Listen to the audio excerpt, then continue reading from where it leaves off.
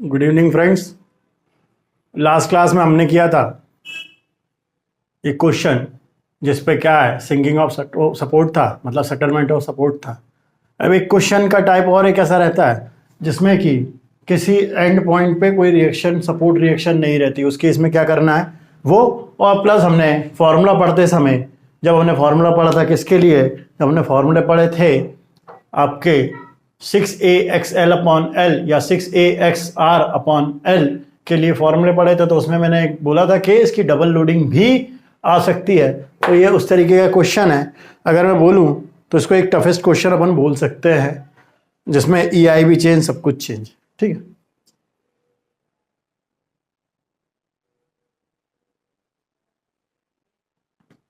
तो ये क्वेश्चन दिया हुआ है, ये आपका प्रीवियस एग्जाम पेपर में आया था, 2014 में आया हुआ क्वेश्चन है, दिसंबर में।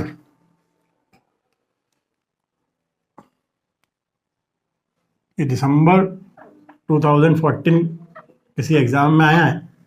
मैं जनरली क्वेश्चन ऐसे लेता हूँ जो आपके एग्जाम में आए हुए होते हैं और उसमें वैरायटी होती है। तो इस तरीके के क्वेश्चन है और उसमें वैरायटी है। वैरायटी ये है कि एक एंड में फिक्स है, दूसरी वैरायटी यहाँ पे ये है कि यहाँ पे कोई सपोर्ट नहीं है। तो ऐसे केस में हम क्या कर सकते हैं वो देखते हैं।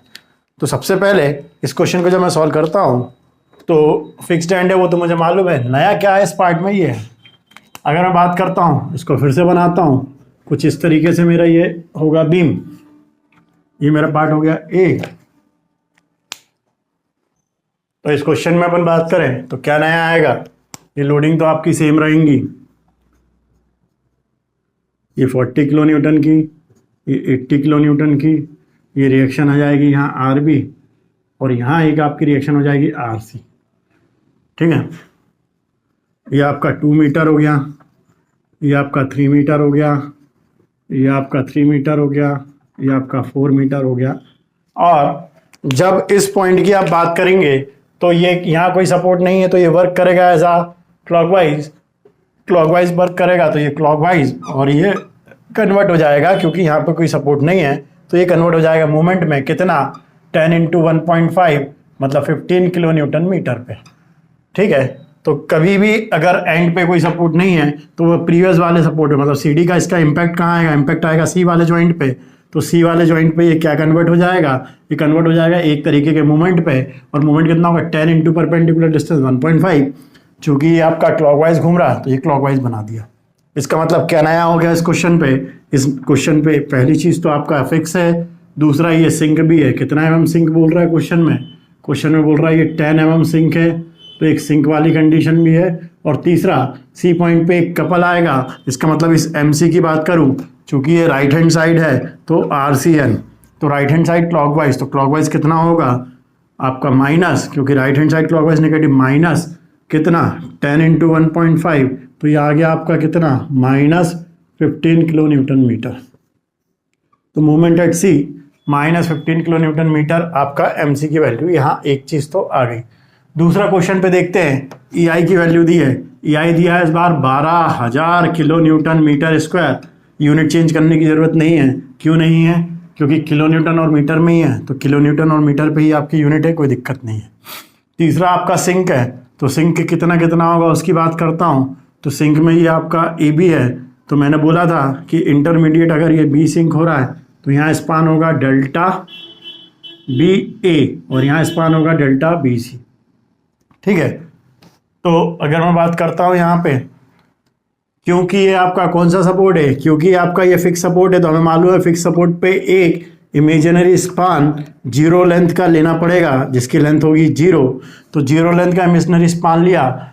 अब आपके अननोन की अगर मैं बात करता हूँ इस क्वेश्चन पे, तो आपके अननोन इस क्वेश्चन में कितने हो जाएंगे, इस क्वेश्चन में अननोन होगा आपका एक तो मूवमेंट एट A, दूसरा मूवमेंट एट B।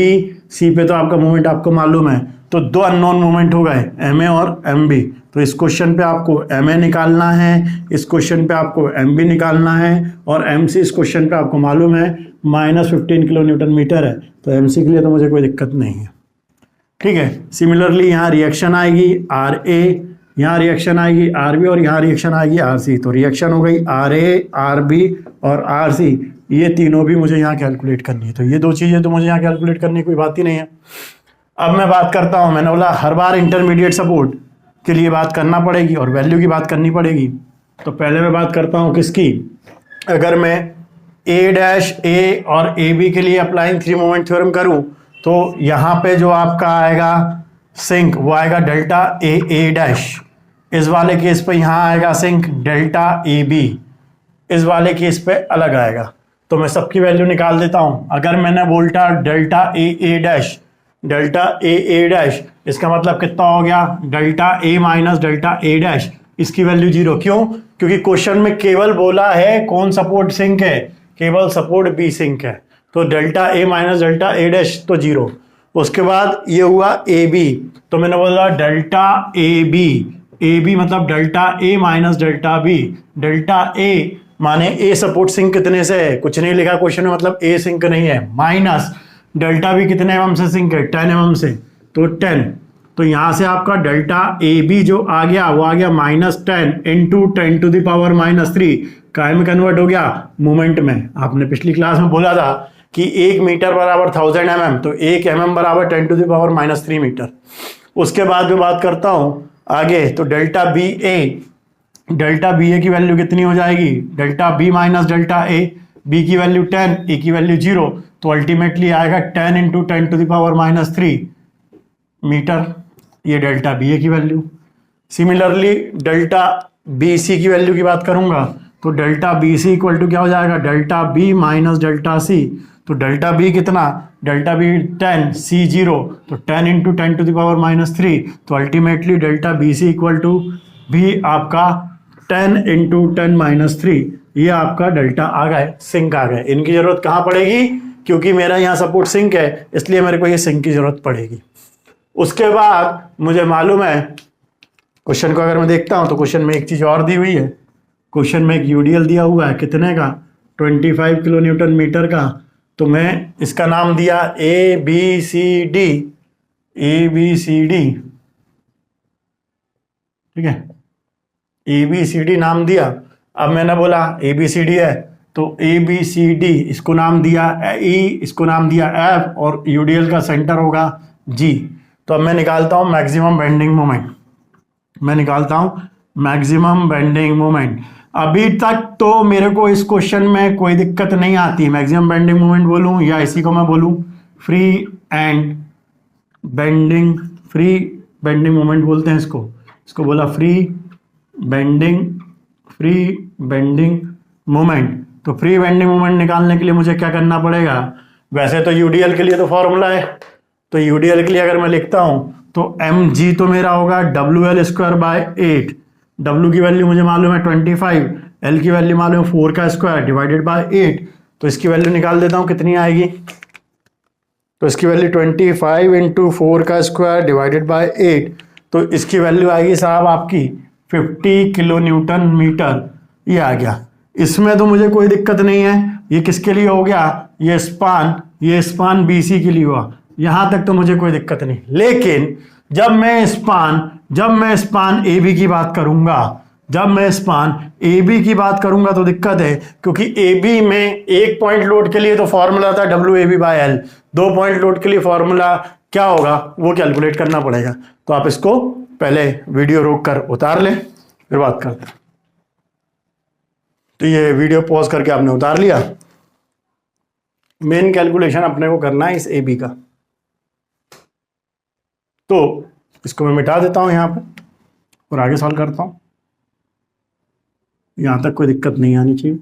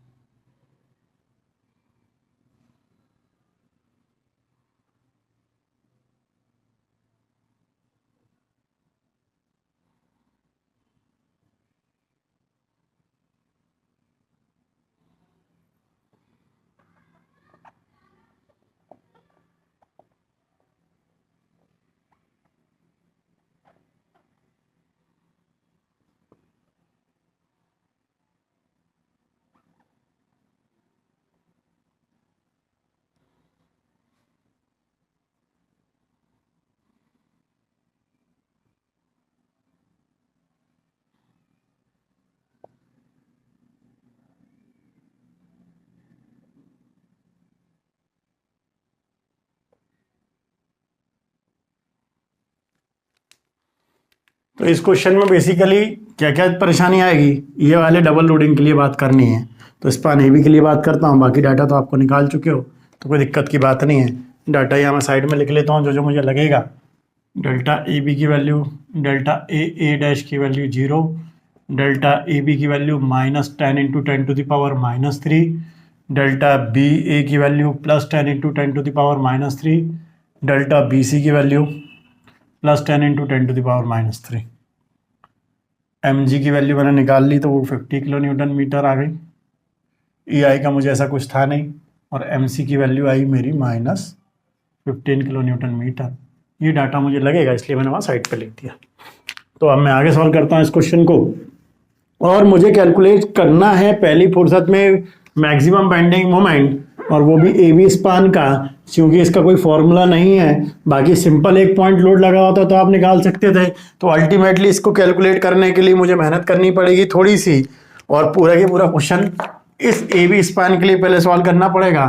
तो मैंने बोला maximum bending moment for span, किसकी बात कर रहा हूँ, ए बी की, या इसी को मैंने बोला फ्री बेंडिंग मोमेंट।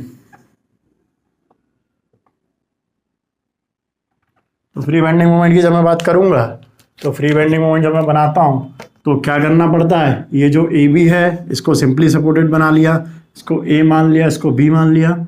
इस पे ये जो लोड लग रहा था 40 किलो न्यूटन का वो बना लिया, इस पे जो 80 किलो न्यूटन का लोड लग रहा था वो बना लिया। डिस्टेंस हो गई 2 मीटर, डिस्टेंस हो गई 3 मीटर, डिस्टेंस हो गई 3 मीटर। ये हो गया ई पॉइंट, ये हो गया एफ पॉइंट। पहले मुझे इसको सॉल्व करना पड़ेगा, तो मैंने रिएक्शन निकालने के लिए बोल दिया, कंफ्यूजन नहीं हो तो वी ए और वी बी, क्योंकि इससे पहले आर ए आर बी अपन आगे निकालेंगे। ये आपको क्वेश्चन के लिए सॉल्व करना है। तो सबसे पहले बोला आपने समीशन ऑफ वी = 0, इसका मतलब जितना फोर्स ऊपर जा रहा है इक्वल टू जितना फोर्स नीचे आ रहा। तो ऊपर जा रहा आपका वी ए प्लस ऊपर जा रहा वी बी, नीचे आपका आ रहा 40 + 80, तो V A plus V B = 120, equation number first. यहाँ तक तो कोई दिक्कत नहीं, बेसिक था। दूसरा, अगर मुझे वी बी निकालना है तो ए पॉइंट में मूवमेंट ले लूँ, तो मैंने बोला taking movement about point A. जब ए के अबाउट मूवमेंट लूंगा तो क्या दिखेगा वो बना देता हूं। तो ए के अबाउट मूवमेंट लेने में मेरे को दिखेगा वी बी, इसका मतलब क्या हुआ, summation of anti clockwise movement equal to summation of clockwise movement. तो एंटी क्लॉकवाइज कितना हो जाएगा, तो एंटी क्लॉकवाइज हो जाएगा आपका V B into perpendicular distance कितनी हो गई 8, ठीक है, इक्वल टू क्लॉकवाइज एक आ रहा 40, तो 40 इंटू परपेंडिकुलर डिस्टेंस हो गई 2 प्लस 80 इंटू परपेंडिकुलर डिस्टेंस हो गई 5। जब इसको कैलकुलेट करूंगा तो वी बी आ जाएगा।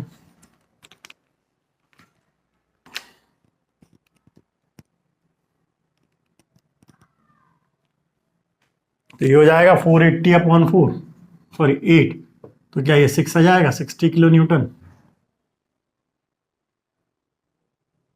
ठीक है।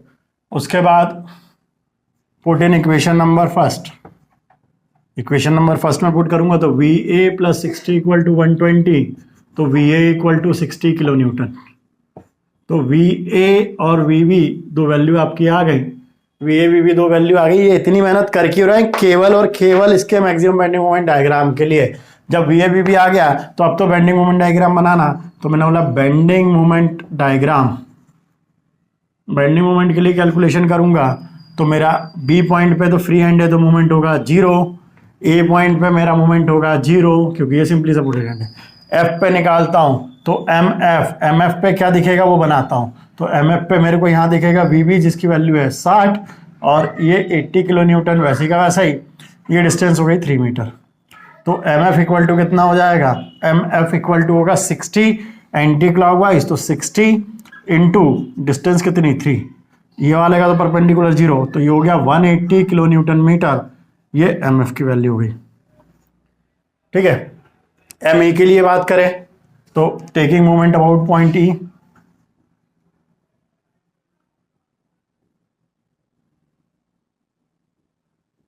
जब मैं ई के लिए मोमेंट लूंगा तो क्या दिख रहा है वो बना देता हूं। तो ई के लिए मुझे जो सेक्शन दिखेगा वो मैं बनाता हूं।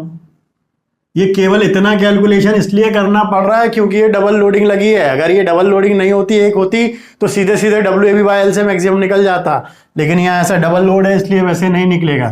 तो VB की वैल्यू आई आपकी कितनी 60, यहाँ आपने लगाया 80 किलो न्यूटन, और अगेन यहाँ लगेगा आपका 40 किलो न्यूटन। डिस्टेंस की बात करोगे तो ये 3 मीटर, डिस्टेंस की ये बात करोगे तो ये 3 मीटर, टोटल हो गई 6 मीटर। तो यहाँ पे मैं निकाल रहा हूँ किसको, ME को। तो E पॉइंट पे मोमेंट कितना होगा, तो ME equal to 60 into perpendicular distance हो गई 6 माइनस क्लॉकवाइज 80 इंटू 3। तो ME की वैल्यू कितनी आ गई 360 माइनस 240, तो ME equal to 120 kilo newton metre. क्या चेक कर लूँ, 60 इंटू 6 माइनस 80 इंटू 3, तो 120 किलो न्यूटन मीटर। इसका मतलब अब मेरा मैक्सिमम बेंडिंग मोमेंट की वैल्यूज हो गई, मेरी फ्री एंड बेंडिंग मोमेंट की वैल्यू हो गई, फ्री एंड या फ्री बेंडिंग मोमेंट की वैल्यू अब मुझे निकाल ली मैंने। तो साहब AB स्पान के लिए आएगी 2 वैल्यू, ME की वैल्यू साहब 120 कैलकुलेशन किया। ये कैलकुलेशन केवल और केवल इसलिए करना पड़ा क्योंकि एक ही स्पान पे 2 लोडिंग थी, सिंगल होती तो डायरेक्ट WAB/L से निकल सकता था, लेकिन यहाँ ऐसा नहीं है, इसलिए ये क्वेश्चन कराना जरूरी था, नहीं तो आप डायग्राम गलत बना देते। और वैसे ही आप स्पान BC के लिए तो वैसे ही निकाल चुके थे। स्पान BC के लिए वैल्यू आई थी कितनी, MC equal to -15, sorry MG equal to कितनी आई थी 50 किलो न्यूटन मीटर। तो ये आपकी पहली स्टेप हुई क्वेश्चन की, क्या कि आपने पूरे क्वेश्चन में जो इसमें मैक्सिमम बेंडिंग मोमेंट निकालने थे वो निकाले। इतनी मेहनत मेरे को क्यों करनी पड़ी, ये मेहनत इसलिए करनी पड़ी क्योंकि एक ही स्पान पे डबल लोडिंग आ गई थी। सिंगल होती तो WAB/L से काम चल जाता। कई दिमाग लगाएंगे कि जैसे सर वो फॉर्मूला याद कर लिया था, सिंपली सपोर्टेड के लिए भी कर लो, वो नहीं होगा, क्वेश्चन गलत हो जाएगा फिर, है ना। तो जब भी ऐसी डबल लोडिंग आएगी तो ये इतनी मेहनत एडिशनल मेरी हो जाएगी। बाकी सब में तो क्या हो रहा था, UDL में WL²/8 लग जा रहा था, सिंगल पॉइंट लोड था तो WAB/L लग जा रहा था। लेकिन अगर एक ही स्पान पे 2 लोडिंग है तो इतनी मेहनत और एडिशनल बढ़ेगी। वीडियो पॉज करके लिख लीजिए। तो वीडियो पॉज करके लिख लिया। तो इतनी मेहनत मुझे केवल और केवल एक ही रीजन से करनी पड़ी क्योंकि एक ही स्पान पे डबल लोडिंग थी, इसलिए क्वेश्चन कराना भी मेरा जरूरी था। इसलिए मैंने आपको बताया कि नहीं तो क्वेश्चन पेपर में ऐसा आ जाए और आप परेशान हो कि ये कैसे आ गया, तो आपको पता होना चाहिए कि इतनी मेहनत करके ये आएगा। बेसिक कंसेप्ट अगर आपके पास है, सिंपल SFD BMD कैलकुलेट करना आता है तो कैसे भी लोडिंग हो आप कैलकुलेट कर सकते हो। ये इस तरीके की लोडिंग थी इसलिए आपने कैलकुलेट कर लिया। अब मेरा पहला पार्ट हो गया, जो मुझे क्या निकालना रहता था, मैक्सिमम बेंडिंग मोमेंट या फ्री बेंडिंग मोमेंट या म्यू डायग्राम के लिए वैल्यू, वो मैंने निकाली इतनी मेहनत करके। ठीक है, वो मैंने निकाली इतनी मेहनत करके। ये निकालना क्यों जरूरी था, ये रीजन था, इसलिए जरूरी था। तो मैं बात करता हूं आगे।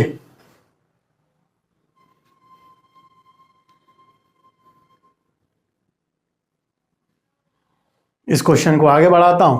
तो क्वेश्चन आगे बढ़ाने में मेरा क्या होगा, सबसे पहला काम रहेगा जब मैं इसको एनालिसिस करूंगा तो सबसे पहले क्योंकि फिक्स्ड है और फिक्स है तो मुझे मालूम है कि सबसे पहला मेरा काम रहेगा कि एक इस पे इमेजिनरी स्पान ऑफ 0 लेंथ का पार्ट लूंगा। यहाँ रिएक्शन की बात करूंगा तो RA' आएगी, यहाँ रिएक्शन की बात करूंगा तो RA आएगी। ये रिएक्शन आपकी RB थी, ये आपकी RC थी, कोई दिक्कत की बात नहीं है।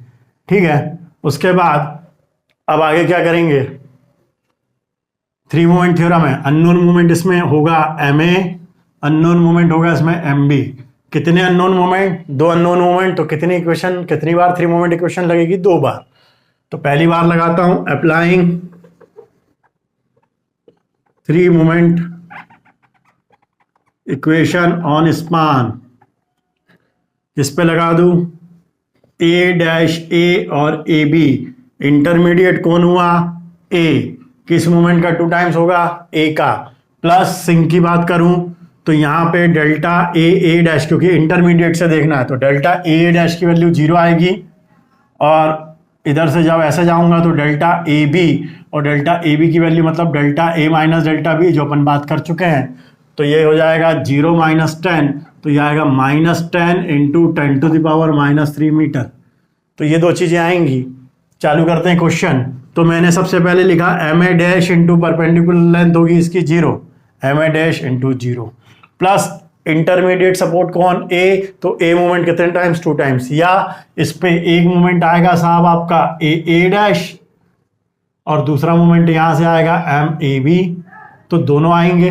ठीक है, तो एक और एक 2 मोमेंट आएंगे, इसलिए 2 टाइम्स ऑफ एम ए।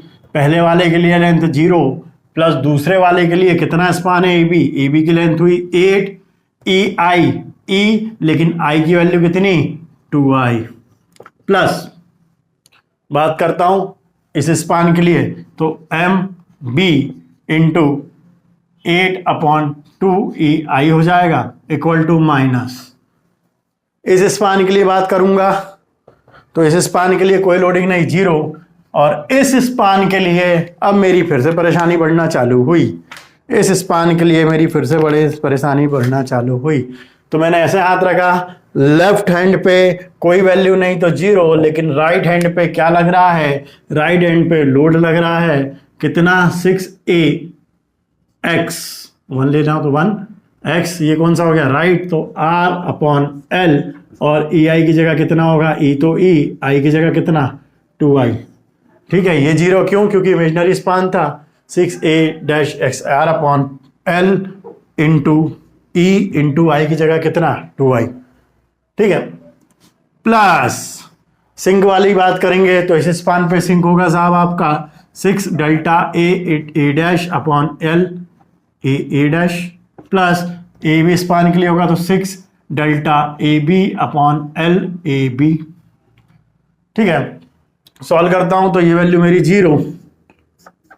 अब क्या हो जाएगा, ये हो गया 2 इंटू 8 MA/2EI, ये 2 से 2 कैंसिल, प्लस 2 1 जा 2, 2 4 जा 8 एट MB/EI, यहां तक कोई दिक्कत नहीं, माइनस 1/2EI मैंने इसका बाहर लिख दिया फिलहाल। ठीक है, 0 प्लस अब क्या बचा 6A1XR/L plus delta A dash की वैल्यू 0, डेल्टा ए डैश की value 0 plus 6 into delta A B की वैल्यू कितनी -10 इंटू 10⁻³ और एल ए बी की वैल्यू कितनी 8। यहां तक भी कोई दिक्कत नहीं। यहां से मेरा EI कॉमन, तो 1/EI मैंने कॉमन निकाल लिया, ये बचा 8MA plus 4MB minus 1/2EI, वैसे ही का वैसे ही। अब समझने की बारी है, 0 तो 0 बार बार लिखने का मतलब नहीं है। ये लेफ्ट हैंड, ये राइट हैंड, राइट से जाने पे मैंने बोला था कोई दिक्कत की बात नहीं है। मैंने तो सीधा सीधा पढ़ा था कि अगर साहब एक लोड लगा हो, लेंथ A हो लेंथ B हो, ये लेफ्ट टू राइट हो जाएगा, ये राइट टू लेफ्ट हो जाएगा अगर इधर आऊंगा। तो अभी मेरा कौन सा हैंड पे है, यहाँ खड़ा हुआ, लेफ्ट हैंड पे कोई लोडिंग नहीं, राइट हैंड पे क्या है, राइट हैंड पे पॉइंट लोड है। तो राइट हैंड पे, तो राइट टू लेफ्ट जाने पे पहले कौन आएगा B, समझ के लिखेंगे। तो पहले लिखा इस 40 के लिए, पहले लिखा इस 40 के लिए, तो मैंने लिखा 40 इंटू 40 के लिए B, यहां तक क्या होगा 40 के लिए B ये होगा 3 + 3 6। फिर से देख लो 40, ये है, ऐसे दोनों हाथ रखे, ये है मेरा लेफ्ट हैंड, लेफ्ट हैंड पे कोई लोडिंग नहीं तो 0।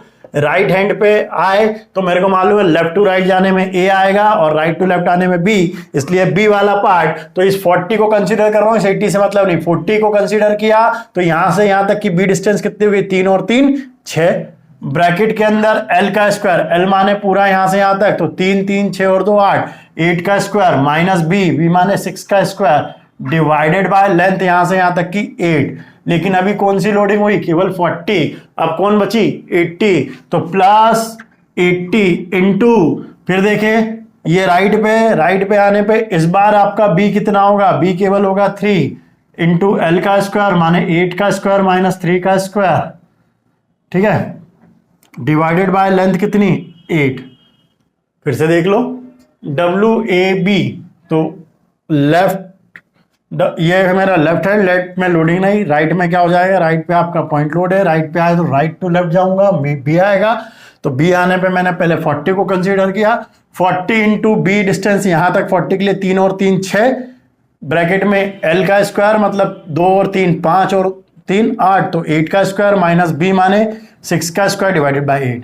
अब मैंने कंसीडर किया इस 80 को, जब 80 को कंसीडर किया तो बी डिस्टेंस हुई ये, तो 80 इंटू 3 8 का स्क्वायर माइनस 3 का स्क्वायर बाय 8, ये minus 6 into 10 to the power minus 3 divided by 8।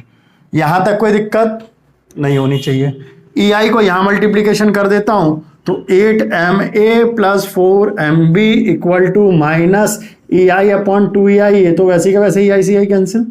इसको अभी सॉल्व करके बता रहा हूं कितना आ रहा है, माइनस ये जब EI का इंटू यहां करूंगा तो ये होगा 6 into 10 to the power minus 3 divided by 8 into और नया शब्द बढ़ गया EI। इसको कैलकुलेट करके बता दो कितना आ रहा है।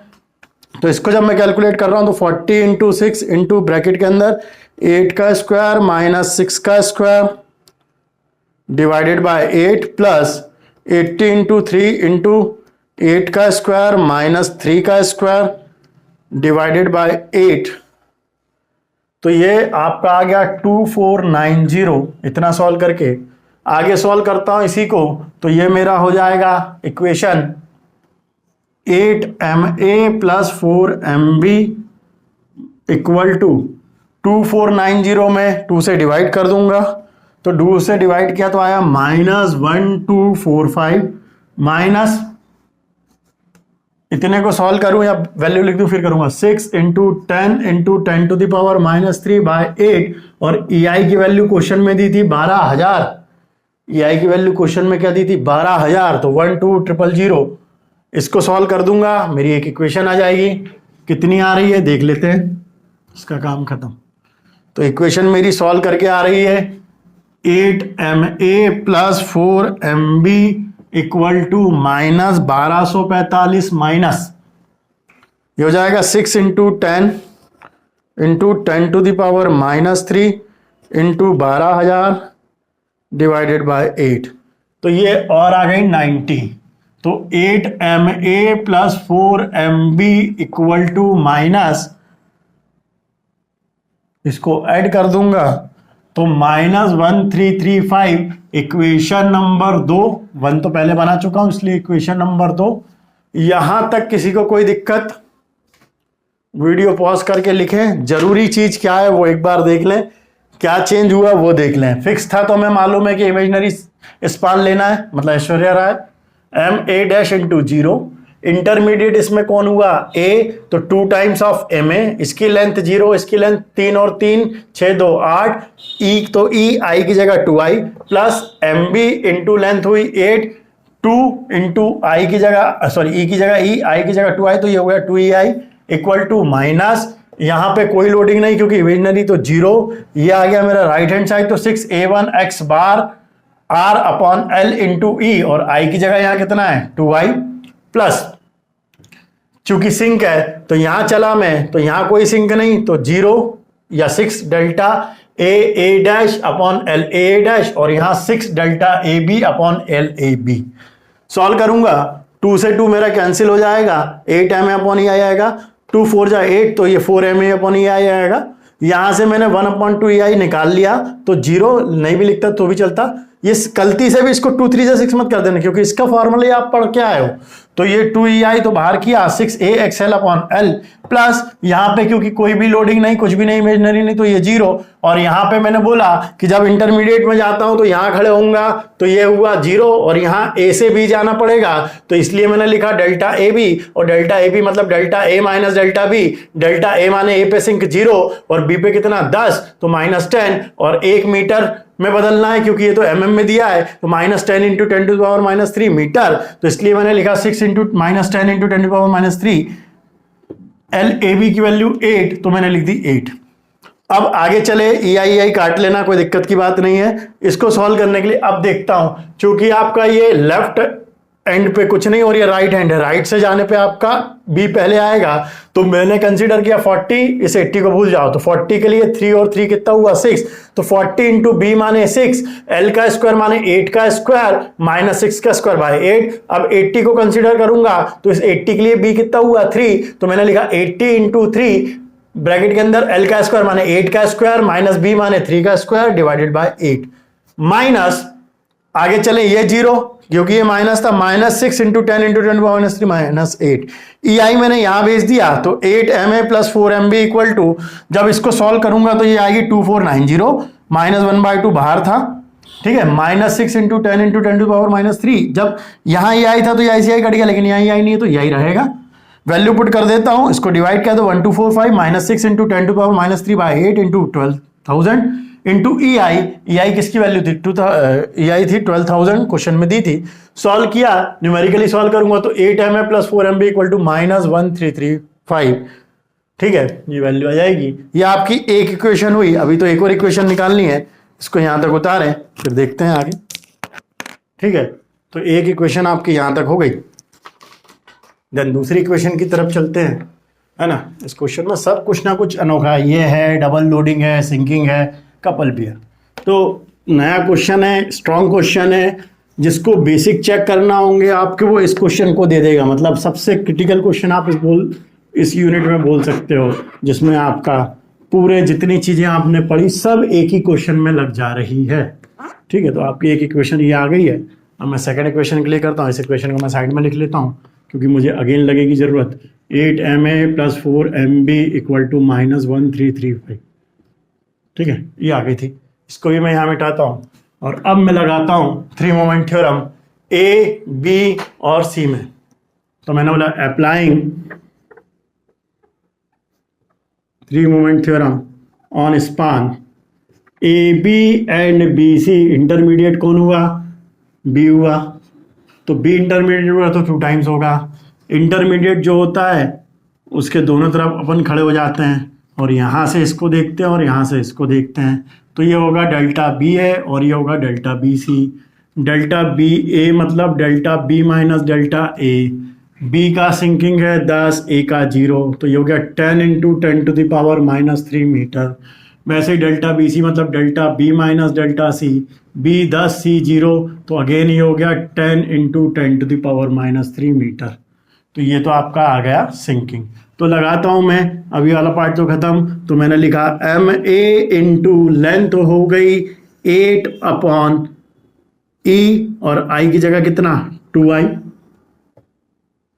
प्लस B इंटरमीडिएट है तो 2 टाइम्स ऑफ MB, पहली लेंथ तो सेम आएगी 8E इंटू 2EI प्लस इसकी लेंथ हुई 4 और ये हुआ EI कितना E into 1.5I plus MC into length कितनी हुई MC के लिए 4/1.5 EI, डायरेक्ट वैसा भी लिख सकता हूं, इक्वल टू माइनस। अब देखता हूं माइनस के बाद यहां खड़ा हुआ तो ये लेफ्ट हैंड पे भी है और राइट हैंड पे भी लोडिंग है। तो लेफ्ट हैंड पे हुई 6A1X1 बार या 6A1X लेफ्ट अपॉन LE और I की वैल्यू अभी भी कितनी है 2I प्लस ये वाले में UDL है तो 6A2X right L upon L into E into I की जगह 1.5I प्लस एडिशनल क्या आएगा, तो एडिशनल आएगा सिंक कितना, इंटरमीडिएट में खड़े होकर यहां से देखना तो BA स्पान और BC स्पान, तो 6 delta BA upon length BA plus 6 delta BC upon length BC। Value put करता हूं, 2 1 जा 2, 2 4 जा कैंसिल हो जाएगा, तो ये हो गया मेरा 4MA अपॉन EI प्लस 2, यहां से देखता हूं EI बाहर निकाल लेता हूं, तो EI मैंने बाहर निकाला, MB वैसे ही का वैसे ही, EI बाहर निकाला तो ये हो गया 8/2 और ये 4/1.5 प्लस EI यहां वैसे ही का वैसे ही लिखा तो ये हो गया 4MC या 4/1.5 EI, इसका मतलब ये हुआ इक्वल टू, अच्छा MC की वैल्यू और ठीक है 4MC 1.5 EI वैसे ही का वैसे ही इक्वल टू माइनस, अब फिर देखने की बात आ गई, EI मैं कॉमन निकाल सकता हूं, तो EI और EI मैंने यहां से कॉमन निकाला, तो 1/EI तो साहब कॉमन निकल गया। अब 1/EI के बाद ये 2 बचा, तो 1/2 इंटू 6A1XL/L हो जाएगा यहाँ पे, प्लस यहां से 1.5 तो 1.5 इंटू 6A2X राइट का बार अपॉन L हो जाएगा, प्लस डेल्टा BA की वैल्यू कितनी, तो 6 इंटू डेल्टा BA की वैल्यू 10 इंटू 10⁻³ BA लेंथ कितनी 8 मीटर प्लस 6 BC मतलब कितना हो गया, तो BC मतलब आपका हो गया यहाँ पे BC मतलब 10 इंटू 10⁻³ और लेंथ की बात करूंगा तो ये हो गया 4 मीटर। थोड़ा सा और सिंप्लीफाई करता हूं, EI पूरा वहां लेके जाता हूं तो EI चला जाएगा, ये होगा मेरा 4MA, EI सब में है तो EI मैंने यहां से एक बार कॉमन निकाल लिया, 4MA प्लस इसको सॉल्व कर देता हूं थोड़ा सा, तो ये कितना हो जाएगा 8/4, तो ये तो हो गया आपका वैसे ही 4 और 4 डिवाइडेड बाय 1.5 तो ये आ गया 2.67 प्लस 4 तो 6.67 इंटू 2 तो ये आपका आ गया 13.33 MB, ठीक है, प्लस 4 इंटू, ध्यान से देखना, 4 इंटू 1.5 वैसे ही का वैसे ही, MC की वैल्यू क्लॉकवाइज तो माइनस कितनी 15, तो ये प्लस माइनस माइनस हो जाएगा और MC की वैल्यू मैं यहां लिख दूंगा 15 इक्वल टू माइनस 1/EI, यहां भी कोई दिक्कत की बात नहीं, 1/2 यहां भी कोई दिक्कत की बात नहीं। अब दिक्कत चालू, ध्यान से देखेंगे, बड़े ध्यान से देखना, कंसेप्ट वाला ही क्वेश्चन है, गलती हुई नजर हटी और दुर्घटना घटी वाली कहानी है। ये मैंने हाथ रखा, ये मेरा है राइट हैंड, ये मेरा है लेफ्ट हैंड, और मुझे मालूम है पॉइंट लोड के केस पे अगर मैंने बोला सिंपल एक पॉइंट लोड होता W, A और B डिस्टेंस होती, ये पूरी लेंथ L होती, W को कंसीडर करता तो लेफ्ट टू राइट जाता तो पहले A आता, अभी भी ये कैसा जा रहा है लेफ्ट पे पहले आ रहा तो लेफ्ट मतलब A वाला पार्ट आएगा, तो मैंने लिखा इसका फॉर्मूला, सबसे पहले 40 को कंसीडर किया तो 40 इंटू 40 के लिए A डिस्टेंस कितनी हुई, A डिस्टेंस 40 के लिए हुई 2, L माने कितना पूरा स्पान 8 का स्क्वायर माइनस B इतना होगा क्योंकि ये A हुआ तो 40 के लिए B कितना 6, तो माइनस, अभी तो क्या लिखना है मुझे 6 नहीं लिखना, ये मैंने बोला क्योंकि मेरा फॉर्मूला होता है WA, इसका फॉर्मूला होता है WA L² minus A² by L, तो W 40 इंटू A माने 2, L माने 8 का स्क्वायर माइनस किसका स्क्वायर A माने 2 का स्क्वायर डिवाइडेड बाय क्या लिख दूं 8, ये किसकी बात हो गई, ये बात हो गई मेरी किसकी, ये मेरी बात हो गई इस 40 की। अब मैं इस 80 की बात करता हूं तो फिर मैंने लिखा ये तो 40 वाला पार्ट हुआ, इसको मैंने लिखा 80 इंटू 80 के लिए A डिस्टेंस यहां तक 3 2 5 तो 5 8² माइनस 5 का स्क्वायर वैसे ही का वैसे ही डिवाइडेड बाय 8। अभी एक मेरा क्वेश्चन केवल किसकी वैल्यू निकली है, केवल ये इसकी वैल्यू निकली है, प्लस 1.5 से डिवाइड करना तो प्लस 1.5 इंटू राइट हैंड पे क्या यूडीएल, और यूडीएल के लिए तो डायरेक्ट फॉर्मूला होता है WL3/4, तो वो लिख सकते हो। अभी भी क्वेश्चन सॉल्व नहीं हुआ, आगे वाला टर्म और आएगा तो इसको सॉल्व करके एक टर्म बना देता हूं, तो ये हो जाएगा मेरा 6 into 10 into 10⁻³ divided by 8 plus 6 into 10 into 10⁻³ divided by 4, तो इसकी वैल्यू आ जाएगी प्लस 0.02, इतने की वैल्यू, ये सिंक वाले पार्ट की वैल्यू 0.02। अब क्या होगा, EI यहां है, EI वहां भेज देता हूं, तो मेरा हो जाएगा 4MA प्लस 13.33 MB माइनस, इसको सॉल्व कर देता हूं तो 40 आ जाएगा, वैसे तो 40 सॉरी 4 इंटू 15 डिवाइडेड बाई 1.5, तो ये -40 वैसे ही का वैसे ही, कोई दिक्कत की बात नहीं। जब ए आई का मल्टीप्लीकेशन यहाँ करूँगा तो ये ए आई से आई आपस में कैंसिल हो जाएगा। इसको सॉल्व करता हूँ 1/2 वैसे ही का वैसे ही, इसको सॉल्व करके लिखता हूँ। जब मैं इसको सॉल्व करूँगा तो मेरा क्या होगा, 40 इंटू 2 इंटू 8 का स्क्वायर माइनस 2 का स्क्वायर ब्रैकेट बंद डिवाइडेड बाय 8 प्लस फिर 80 इंटू 5 इंटू ब्रैकेट के अंदर 8 का स्क्वायर माइनस 5 का स्क्वायर डिवाइडेड बाय ब्रैकेट बंद करके 8। तो इतने की वैल्यू आपकी आ रही 2550, इतने टर्म की। कितने टर्म की वैल्यू आई, ये यहां से यहां तक की आई।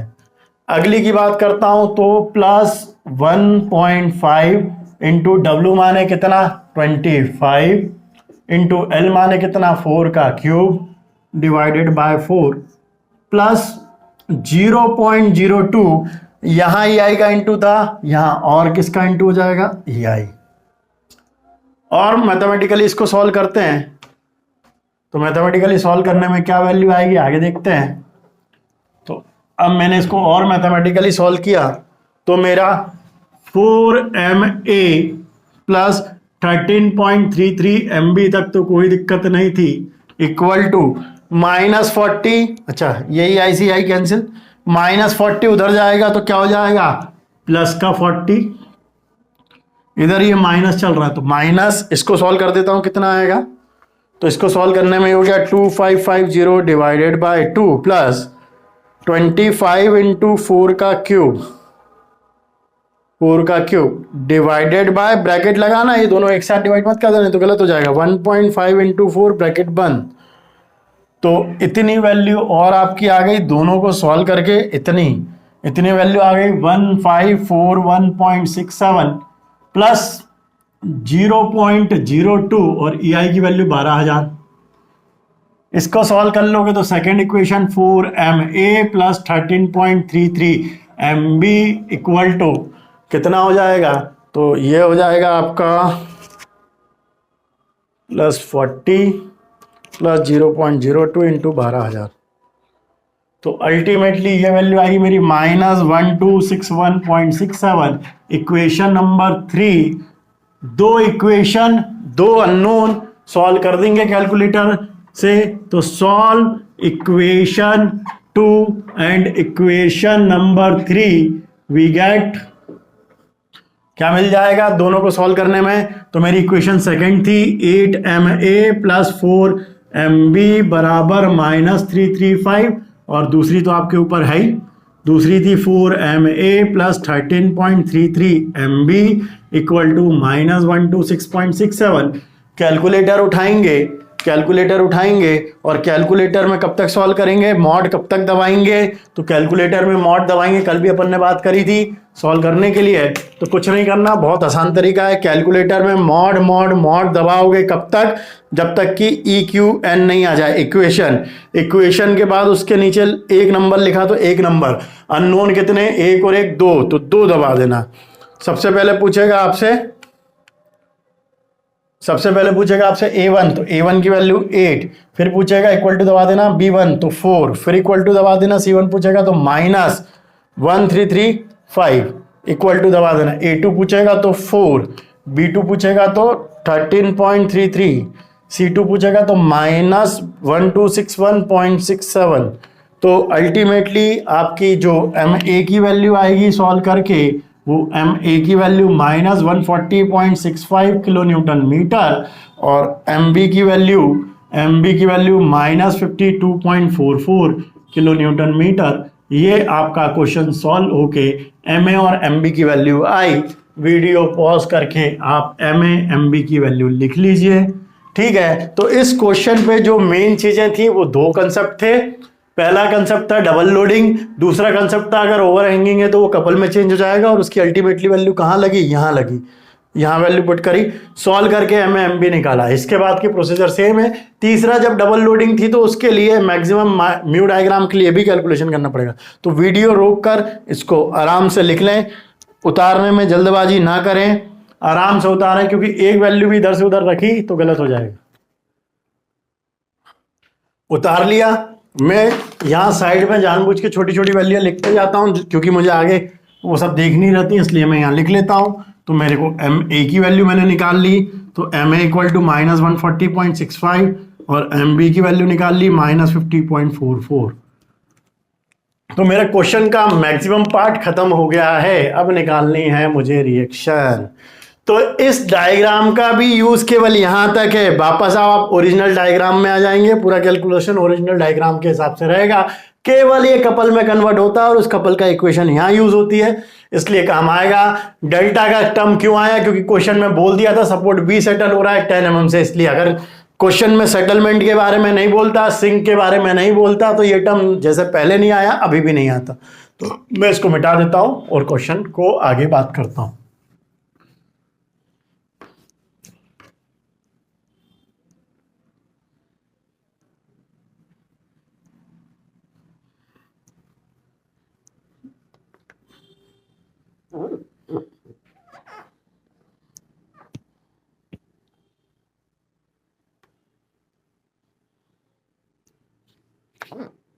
अब क्वेश्चन में मेरे को एसएफडी वीएमडी बनाना है, तो एसएफडी वीएमडी के लिए पूरा कैलकुलेशन वैसे करेंगे।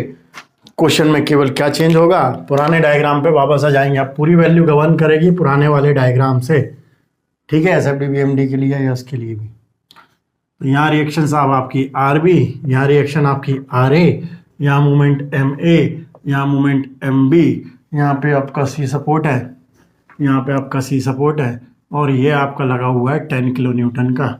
ये डिस्टेंस यहाँ से आपकी 1.5 मीटर दी है, ये डिस्टेंस यहाँ से आपको 4 मीटर दी है, ये डिस्टेंस यहाँ से यहाँ तक पूरी 8 मीटर दी हुई है, और 8 मीटर के दो पार्ट में है। पहला लोड लगा 40 किलो न्यूटन का और दूसरा लगा 80 किलो न्यूटन का। ये डिस्टेंस दे दी 3 मीटर, अगली भी दे दी 3 मीटर और अगली भी दे दी 2 मीटर, है ना। इस पर यूडीएल लगा हुआ है, कितना लगा यूडीएल? तो यूडीएल लगा हुआ है साहब इस पे माइनस कितना, यूडीएल लगा +25 किलो न्यूटन पर मीटर माइनस में, ठीक है। तो अब आपका काम चालू होता है एक्चुअल क्वेश्चन कैलकुलेट करने के बाद। एक्चुअल क्वेश्चन कैलकुलेट करने के बाद अब आपका चालू होता है काम, मेन इसकी रिएक्शन निकालना है। कैसे निकलेगी, क्या निकलेगी वो देखना, ठीक है। तो रिएक्शन कैलकुलेट करनी है, तो कोई दिक्कत की बात ही नहीं है। रिएक्शन कैलकुलेट करने के लिए आपने सबसे पहला summation of v equal to 0, इसका मतलब जितना फोर्स ऊपर जा रहा है इक्वल टू जितना फोर्स नीचे जा रहा है। तो ऊपर जा रहा R A plus R B plus R C, और नीचे कितना जा रहा है? नीचे जा रहा है ये वाला 40 प्लस ये वाला 80 प्लस ये वाला 25 इंटू 25, 1 मीटर के लिए कितने मीटर? 4 मीटर, तो 25 + 4 + 8।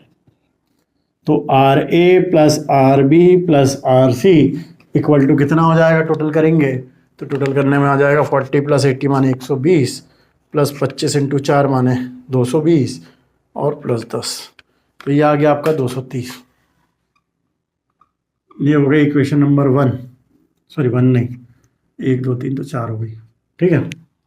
फिर मैंने सीखा ही था कि अगर मुझे आर सी निकालना तो कहाँ मोमेंट लूंगा? बी पॉइंट पे, taking moment about point B.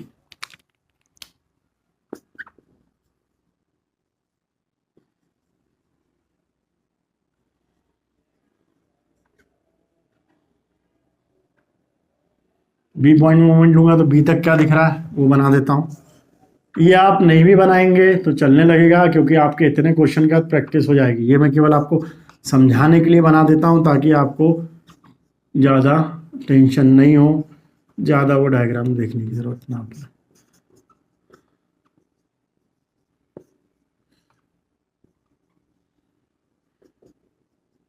मेरे ख्याल से यही दिख रहा होगा, 10 किलो न्यूटन 1.5 डिस्टेंस पे आर सी 25 इंटू 4। तो मोमेंट ले रहा हूँ तो मुझे मालूम है right hand side clockwise negative R C N, इतना पढ़ चुके बार बार, ठीक है। तो सबसे पहले मैं लिखूंगा 10, तो -10 इंटू, अच्छा यहाँ मोमेंट क्या आएगा? यहाँ मोमेंट आएगा एम बी, यहाँ कुछ है ही नहीं तो कोई बात ही नहीं, जब तक ये सपोर्ट नहीं होगा कुछ नहीं होगा। -10 इंटू परपेंडिकुलर डिस्टेंस कितनी हो गई यहाँ से यहाँ तक? 5.5 plus R C into distance कितनी हो गई? आर सी इंटू डिस्टेंस कितनी हो गई? 4, ठीक है। -25 × 4 × 4/2। कहाँ मोमेंट ले रहा हूँ, एम ए तो एम ए। या तो इसको ऐसे सॉल्व कर लो, या दूसरा तरीका इसको कपल मान के भी सॉल्व करते तो भी आपका सॉल्व हो जाता। तो जैसे ही आपकी इच्छा वैसा कर लो, कोई दिक्कत की बात नहीं। तो ये हो गया -55 + RC × 4, मतलब 4RC। और ये हो गया आपका 25 चौक 100 और ये 200। एम ए की वैल्यू कैलकुलेट करके आई कितनी, -140.65। तो आर सी इक्वल टू निकल जाएगी वैल्यू यहाँ से, कैसे निकल जाएगी, तो -140.65, ये माइनस का 200 उधर गया तो प्लस का 200, और ये माइनस का 55 उधर गया तो प्लस का 55, इक्वल टू डिवाइडेड बाय 4। तो 28.59 किलो न्यूटन वैल्यू आ गई आपकी इसकी आर सी की। ठीक है, अब जैसे मेरे को आर भी निकालना तो कहाँ मोमेंट ले लूँ, ए पॉइंट पे। तो taking moment about point A निकल जाएगा, टेकिंग मोमेंट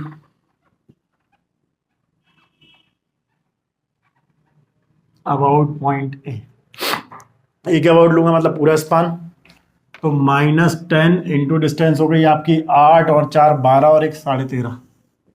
ठीक है, plus R C into perpendicular distance हो गई 8 और 4 12, माइनस ये यूडीएल लगा तो 25 × 4, ये तो हुआ फोर्स, कहाँ एक्ट होगा, सेंटर पे। तो सेंटर माने 4/2, 4/2 से कहाँ पहुंच गया, यहाँ तक जाने में और कितना ऐड करना पड़ेगा, 8, तो +8।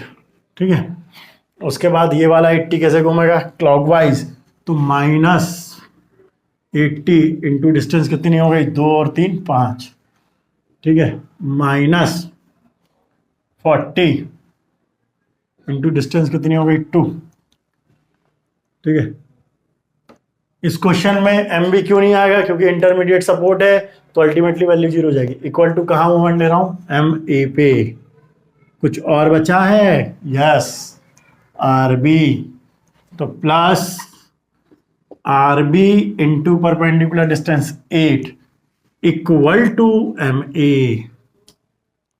वैल्यू पुट कर देता हूं, तो सॉल्व करते भी जाऊंगा, वैल्यू पुट करते जाऊंगा। तो ये हो गया -135 नेक्स्ट स्टेप पे, प्लस 12 आर सी की वैल्यू आपको मालूम है, तो आर सी की वैल्यू 28.59 इंटू 12 माइनस 25 चौक 100 इंटू 8 और ये 10, माइनस 8 पंजे 40 तो 400, माइनस 4 दूनी 80, plus 8 R B equal to M A की वैल्यू -140.65।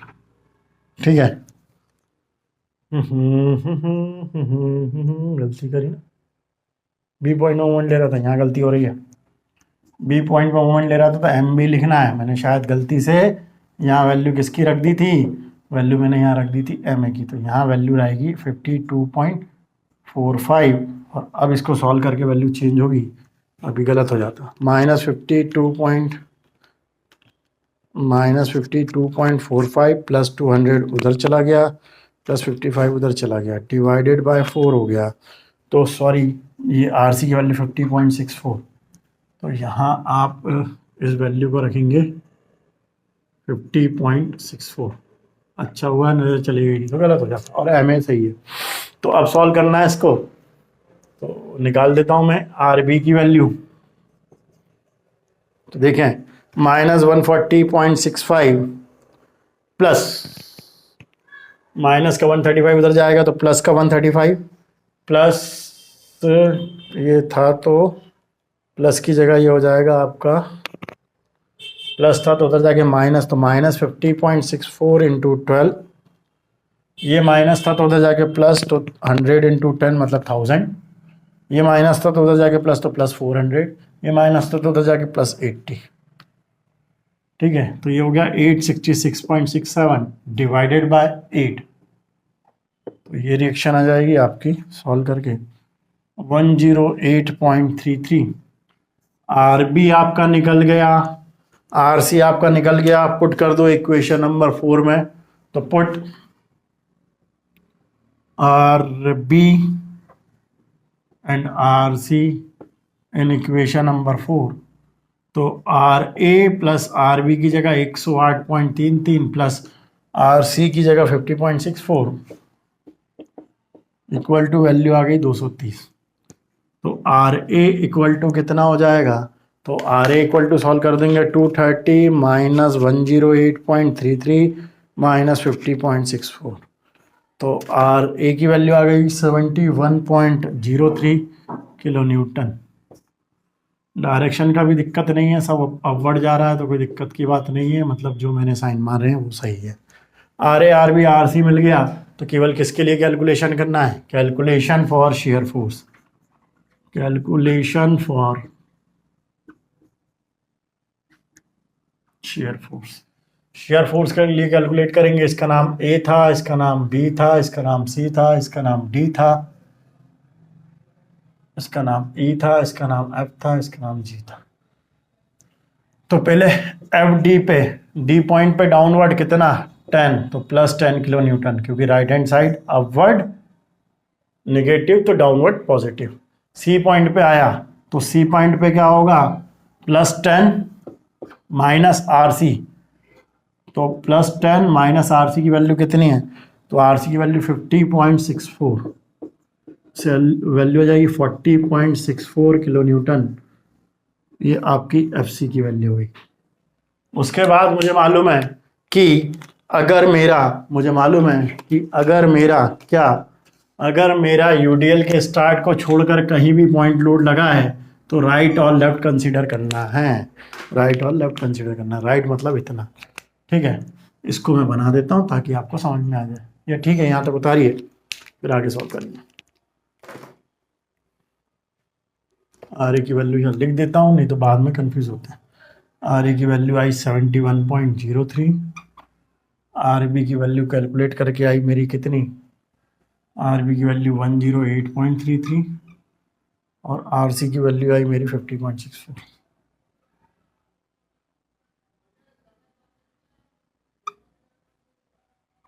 तो वीडियो पॉज करके इसको उतारें। अब ज़्यादा कुछ नहीं, क्वेश्चन में जो आपके नॉर्मल कैलकुलेशन रहते हैं वही रहेंगे। तो ये आपने कैलकुलेट कर लिया, आगे इसको कैलकुलेट कर देते हैं। जो वैल्यू आ रही है मैं आगे बढ़ाते जाता हूँ, यहाँ लिखते जाता हूँ जानबूझ के, तो है ना, ताकि बाद में मिटाने के बाद मुझे दिक्कत नहीं हो। तो एफ डी की वैल्यू आ गई सर मेरी 10 किलो न्यूटन, एफ सी की वैल्यू आ गई माइनस 40.64। आगे सॉल्व करता हूँ मैं, इसको मिटा दूँ।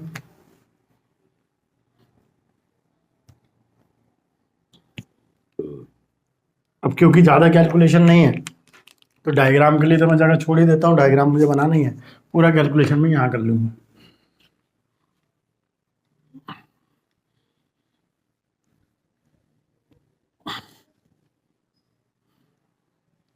ठीक है, तो बी का राइट और लेफ्ट देखना था तो मैं यहाँ बना लेता हूँ। पहले तो मैंने इसकी एक्सिस लाइन खींच दी, ये मैक्सिमम वाली खींच दी, ये खींच दी, ये खींच दी, ये खींच दी, और ये एक्सिस लाइन खींच देता हूँ, कैलकुलेशन वहाँ कर लूँगा। तो अभी मैं किसकी बात कर रहा था, बी पॉइंट की। तो बी तक मुझे क्या दिख रहा है, पहले मैं वो बना लेता हूँ। तो बी तक में मुझे एक दिख रहा है 10 किलो न्यूटन का, एक यहाँ से दिख रहा है आर सी जिसकी वैल्यू है 50.64। उसके बाद मुझे यहाँ यूडीएल दिख रहा है जिसकी वैल्यू है 25 किलो न्यूटन पर मीटर और लेंथ है 4 मीटर। उसके बाद यहाँ एक मेरी रिएक्शन है आर बी जिसकी वैल्यू है 108.33। तो मैंने बोला कि ये तो मुझे मालूम है कि अगर मेरा कहीं भी यूडीएल के स्टार्ट को छोड़कर पॉइंट लोड लगा होगा तो राइट और लेफ्ट लेना है, क्योंकि मेरे पॉइंट लोड की टेंडेंसी होती है एसएफडी डायग्राम को, शेयर फोर्स डायग्राम को इंक्रीज या डिक्रीज करें। तो मैं यहाँ लिखता हूँ F B right. F B right मतलब इस आर बी को कंसिडर नहीं करना, तो प्लस 10 क्योंकि डाउनवर्ड, माइनस 50.64 क्योंकि अपवर्ड, क्योंकि मैं क्रिकेट के लिए R U run right hand side upward negative force के लिए बात करता हूँ, प्लस 25/4। अभी ये नीचे वाली रिएक्शन नहीं आ रही, इसको सॉल्व करता हूँ, क्या वैल्यू आई, तो 10 माइनस 50.64 प्लस 25/4, तो ये वैल्यू आपकी आ गई 59.36 kilo Newton. F be left में समझो, अब शॉर्ट थोड़ा धीरे धीरे करके जब आपको बेसिक आ चुका है तो इतनी वैल्यू तो आएगी आएगी, मतलब एफ बी लेफ्ट में 59.36 तक तो आएगा ही आएगा, और क्या जाएगा माइनस 108.33, नहीं तो इतना पूरा लिखो और ये साथ में बढ़ा दो, वो आपकी मर्जी। धीरे धीरे जब आप कैलकुलेशन करना सीख जाते हो तो चीज़ें आसानी से बनने लगती हैं। तो यहाँ पर आपकी वैल्यू आ जाएगी -48.97, -48.97 किलो न्यूटन। उसके बाद मैं बात करता हूँ एफ पॉइंट की। तो एफ पॉइंट पे क्या हो जाएगा, एफ पे यहाँ तक लिखना चालू करता हूँ समझा के, +10 ये वाला, -50.64 ये वाली, +25 × 4 ये वाला, -108.3 ये वाली, +80, है ना। तो अगर नहीं भी करते तो ये कैलकुलेशन तो अल्टीमेटली -48.97 था, और +80 कर देते तो भी आपका काम चल जाता, है ना। तो ये आपका हो जाएगा एफ बराबर 31.03। उसके बाद एफ ई की बात करता हूं। तो एफ ई मतलब कुछ नहीं, इसी वैल्यू में और कितना ऐड कर दूं, 40 कर दूं, मेरा काम चल जाएगा। लेकिन तब भी देख लेता हूं, प्लस का 10, माइनस का 50.64, +25 × 4, माइनस का 108.33, प्लस का 80 और प्लस का 40, है ना। समझ में आ गई। बेसिकली ये तो सब वही है, कोई डिस्टेंस तो चेंज होने नहीं, लोडिंग वही लगी है। तो 31.03 में +40 और ऐड कर दूंगा, +40 और ऐड कर दूंगा, तो ये मेरा एफ ई कितना आ जाएगा, एफ ई आ जाएगा 71.03। और उसके बाद मेरा एफ ए बराबर आना चाहिए आर ए के। चेक कर लो, कोई अलग से लोडिंग आर ए कंसिडर नहीं करोगे तो पूरा वही आएगा, 10 - 50.64 +25 × ये वाला 4, ये वाला अपवर्ड जा रहा तो -108.33, प्लस ये वाला 80 +40, उतना लिखो, या डायरेक्ट 71.03 भी लिख दोगे तो कोई बड़ी बात नहीं है। तो ये आपने कैलकुलेट कर दी है पूरे की पूरे, क्या ये आपने शेयर फोर्स के लिए कैलकुलेट कर दी है। डायग्राम बनाता हूं पहले शेयर फोर्स का। तो शेयर फोर्स के डायग्राम के लिए मुझे मालूम है क्या है, एक बेस लाइन होती है, पॉजिटिव वैल्यू ऊपर प्लॉट करते हैं, नेगेटिव वैल्यू नीचे प्लॉट करते हैं। एफ डी की वैल्यू आई +10, तो ये निशान लगा दिया। एफ डी के बाद एफ सी की वैल्यू आई -40.64, तो ये मैंने 40.64 माइनस है तो बेस लाइन के नीचे प्लॉट कर दिया। एफ बी राइट और लेफ्ट की दो वैल्यू आएंगी, ये बनाते समय डॉटेड में मत बनाना, इसलिए डॉटेड बनाता हूं, नहीं तो तुम इसको भी मान लो, ये है बी वाली लाइन। एफ बी राइट पे आई +59 पॉइंट कुछ कुछ, तो 59 पॉइंट कुछ कुछ ये आ गई 59.36, और इसके लिख दिया राइट। लेफ्ट की बात करूंगा तो लेफ्ट पे वैल्यू आएगी -48 पॉइंट कुछ कुछ, तो 40 से थोड़ा सा बड़ा 48.97, और ये मेरी लेफ्ट हो गई। उसके बाद एफ की बात करूंगा तो एफ कितना 31.03, तो ये यहाँ कहीं 10 और 50 के बीच में 31.03। उसके बाद एफ ई की बात करूंगा तो 71.03, 59 से भी ऊपर चला जाएगा 70.03। एफ ए की बात करूंगा 70.03, खत्म होगा 0 पे, यहाँ भी खत्म होगा 0 पे। तो ये तो मैंने बोल दिया था पहला पॉइंट कि point load having tendency increase और डिक्रीज डायग्राम, तो 0 से बढ़ेगी 10, फिर आगे जो होगा वो चलता रहेगा। दूसरा मैंने बोल दिया था कि पॉजिटिव वैल्यू बेस लाइन के ऊपर, नेगेटिव वैल्यू बेस लाइन के नीचे। तीसरा मैंने बोल दिया था कि 0 से ये चालू हुआ, दोनों के बीच में कुछ नहीं, तो horizontal straight line, point load के कारण डायग्राम डिक्रीज हुआ, फिर दोनों के बीच में यूडीएल तो हमेशा राइट वाले से मोड़ते हैं, और इंक्लाइंड स्ट्रेट लाइन आप देखेंगे जब एक्चुअल डायग्राम बनाएंगे तो इस पॉइंट पे ही काटेगा, क्योंकि यहाँ मैक्सिमम आनी ना वैल्यू। उसके बाद दोनों के बीच में कुछ नहीं, तो लेकिन ये पॉइंट लोड लगा तो डायग्राम हो गया डिक्रीज, दोनों के बीच में कुछ नहीं तो हॉरिजॉन्टल स्ट्रेट लाइन, फिर पॉइंट लोड के कारण डायग्राम हो गया इंक्रीज, फिर दोनों के बीच में कुछ नहीं हॉरिजॉन्टल स्ट्रेट लाइन, फिर डायग्राम हो गया इंक्रीज, फिर दोनों के बीच में कुछ नहीं तो हॉरिजॉन्टल स्ट्रेट लाइन, और फिर डायग्राम यहाँ के 0। ये वैल्यू हो गई आपकी पॉजिटिव, ये वैल्यू आपकी हो गई नेगेटिव, ये वैल्यू आपकी हो गई पॉजिटिव, ये वैल्यू आपकी हो गई नेगेटिव, ये वैल्यू आपकी हो गई पॉजिटिव। इसका नाम होता है सुंदरता शेयर फोर्स डायग्राम। अगला बनाते हैं बेंडिंग मोमेंट डायग्राम, बना देते हैं। ये मैंने बनाई बेस लाइन, सबसे पहले म्यू डायग्राम बनाना इसमें। तो जब म्यू डायग्राम बनाऊंगा तो म्यू डायग्राम के लिए कहाँ कहाँ वैल्यू आई थी, तो म्यू डायग्राम के लिए मेरी एक mg की वैल्यू आई 50 mg, की वैल्यू 50 और नेगेटिव वैल्यू पहले BMD सिंपल वाला बनाऊंगा मैक्सिमम के लिए जो फर्स्ट ईयर में बनता है, तो 50 वैल्यू यहाँ आएगी +50।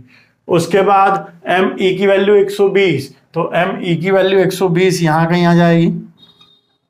उसके बाद MF की वैल्यू 180, जैसे पीछे पलट के देखेंगे तो नहीं भी है तो यहाँ लिख देता हूँ, देखो म्यू डायग्राम के लिए maximum bending moment diagram, bracket में चाहो तो म्यू डायग्राम और ब्रैकेट में चाहो तो फ्री बेंडिंग मोमेंट, जो भी लिखना सब एक ही बराबर।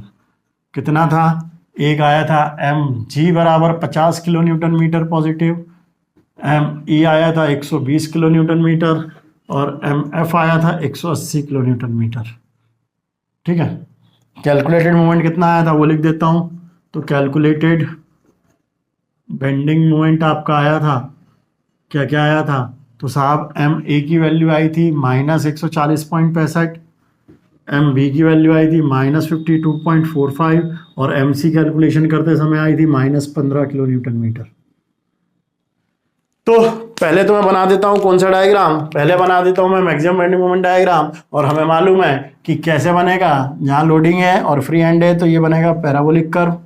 तो ये आपका बन गया सेंटर से जाके पैराबोलिक कर्व। ठीक है, 50 पे। फिर क्या होगा आपका, कुछ नहीं। ठीक है, तो इंक्लाइंड स्ट्रेट लाइन, फिर दोनों के बीच में कुछ नहीं, तो इंक्लाइंड स्ट्रेट लाइन वैल्यू इसकी कितनी थी, तो वैल्यू इसकी थी 180। ठीक है, फिर दोनों के बीच में कुछ नहीं, तो यहाँ जाके 0 इंक्लाइंड स्ट्रेट लाइन। ये आपने बना दिया ब्लैक वाला म्यू डायग्राम। ब्लैक वाला क्या बना दिया, म्यू डायग्राम। ठीक है, अब आपको क्या बनाना है, अब बनाना कैलकुलेटेड। तो हमने बोला था कैलकुलेटेड बेंडिंग मोमेंट के लिए नेगेटिव ऊपर प्लॉट होता है, पॉजिटिव नीचे। तो MA की वैल्यू 140, 120 और 180 के बीच में यहाँ कहीं 140.65। उसके बाद मैंने बात करी MB की वैल्यू माइनस ही है, तो बेसलाइन के ऊपर कितनी 52, 50 से ऊपर तो 52.45 और MC की वैल्यू 15, तो यहाँ कहीं 15। ठीक है, कैसे जुड़ेगी मुझे मालूम है, केवल और केवल सीधे और सीधे, केवल और केवल सीधे सीधे इंक्लाइंड स्ट्रेट लाइन से ही जुड़ेगी, इंक्लाइंड स्ट्रेट लाइन से ही जुड़ेगी। यहाँ तो कुछ नहीं आएगा क्योंकि कोई लोडिंग नहीं है। तो आपका 140 वाला नेगेटिव वैल्यू, आपका 180 पॉजिटिव वैल्यू, आपका 52.545 नेगेटिव वैल्यू, आपका 50 पॉजिटिव वैल्यू, 50 नेगेटिव वैल्यू। ये कहलाता है बेंडिंग मोमेंट डायग्राम। ठीक है, तो इस तरीके से आपको बनाना था। ये आपका एक क्वेश्चन हुआ। मेरे हिसाब से इस टॉपिक का, 3 मोमेंट टॉपिक का सबसे वर्सेटाइल क्वेश्चन है, क्योंकि इस क्वेश्चन में फिक्स्ड एंड भी दे दिया। इस क्वेश्चन पे आपको यहाँ पे एंड में कोई सपोर्ट नहीं लगाया तो कपल भी बनवा दिया। इस क्वेश्चन पे सिंक भी दे दिया और इस क्वेश्चन पे एक और चीज दी, एक ही स्पान पे डबल लोडिंग भी दी। तो और ज्यादा एक आध कपल और लगा देता तो क्वेश्चन पूरे तरीके से एक ही क्वेश्चन में पूरा 3 मोमेंट थ्योरम का निचोड़ बना देता। तो जिसकी प्रैक्टिस अच्छी हो जाए वो इस तरीके के क्वेश्चन जरूर करे, ताकि पूरे कॉन्सेप्ट आपने जितने अभी तक पढ़े हैं न्यूमेरिकल में वो बन जाए, क्योंकि इसके अलावा कुछ नहीं है। तो आज के लिए इतना काफी है। नेक्स्ट क्लास, लास्ट क्लास रहेगी आपकी 3 मोमेंट थ्योरम की, है ना, और उसमें आपका कुछ नहीं रहेगा। 3 मोमेंट थ्योरम में एक और क्वेश्चन है जिसमें कपल लगा रहेगा कहीं, और उसके बारे में डिस्कस करना है, छोटा सा क्वेश्चन रहेगा। इसके अलावा आप जितने भी आपके पास पुराने क्वेश्चन पेपर जिस यूनिवर्सिटी से आपको रिलेटेड है उसके पुराने पेपर निकालें और 3 मोमेंट के क्वेश्चन लगाएं। अगर उसके बाद भी नहीं बनते हैं तो कोई फिर देखते हैं, डिस्कस करते हैं। ठीक है, थैंक यू।